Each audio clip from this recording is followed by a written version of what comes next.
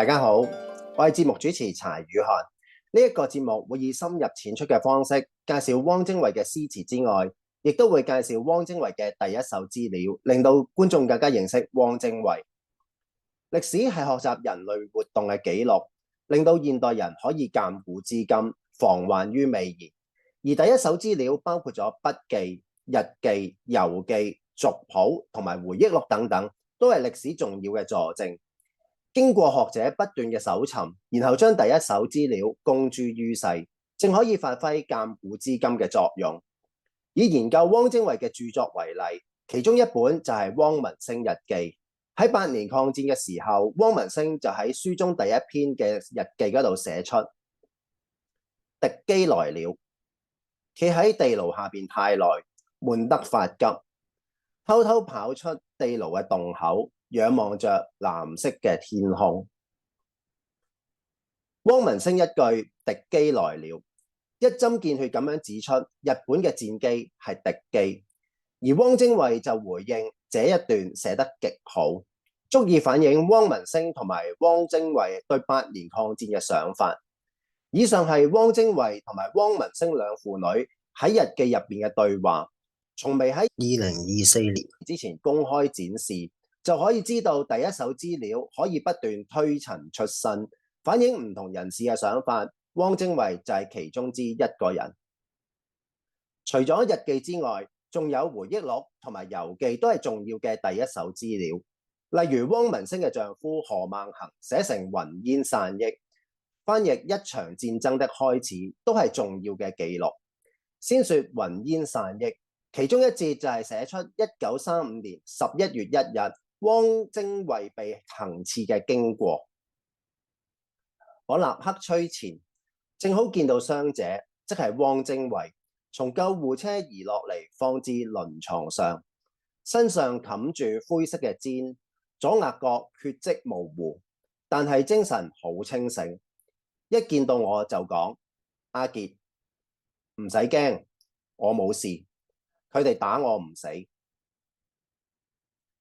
以上嘅阿傑就係何文傑，即係何孟衡。在此之前，我哋從未見過汪精衛呢一段中槍以後嘅說話，以及整個做手術診症嘅過程，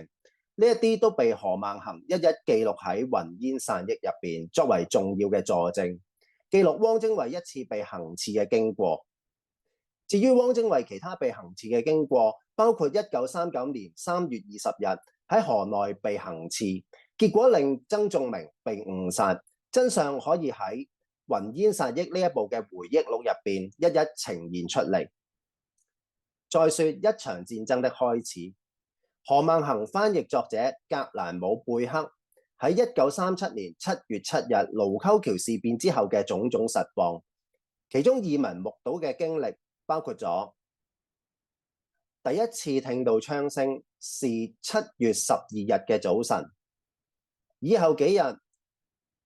那並不太遠嘅戰事開始咗佢對北京嘅影響。城入邊自從爆發戰爭以嚟，便已在技術上執行戒嚴。到咗而家，佢嘅限制已經感受得到啦。愛城嘅城門終日關閉，並加守衛，只係喺特定嘅時間，若干農民帶住糧食嚟到去賣，先至准許通過。糧食亦都開始漲價啦。以上一節就係格蘭姆貝克耳聞目睹嘅事情，經過何孟衡嘅翻譯之下，寫出8年抗戰嘅序幕。作者眼前哀鴻遍野，心情唔似以前咁輕鬆幽默，所以將戰時中國嘅所見所聞記錄落嚟。假設日後有正史，恐怕都無法讀到以上嘅第一手資料，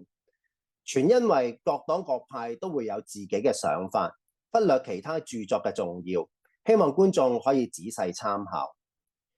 以上著作就係汪精衛紀念託管會出版日記、遊記同埋回憶錄，呢啲都係第一手資料嘅著作。我會喺日後詳細介紹每本重要嘅著作。汪精衛紀念託管會各本嘅著作嘅照片、詩歌草稿、自傳草稿藍寫手稿等等，可以幫助我哋了解作者嘅思考過程。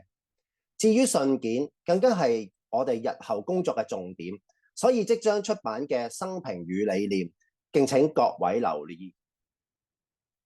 梁啟超曾經指出，歷史可以成為我哋嘅知鑑，學以致用，從而給予新意義、新價值。本人深信第一手資料嘅著作絕對可以達到梁啟超所指嘅新意義、新價值。著作亦都已經出版咗電子書，各位可以加以參考。認識汪精衛嘅生平事蹟，豐富歷史知識，就係呢一個節目深入淺出嘅目的。下次我會同各位介紹更多有關汪精衛著作嘅內容，深入了解汪精衛。多謝。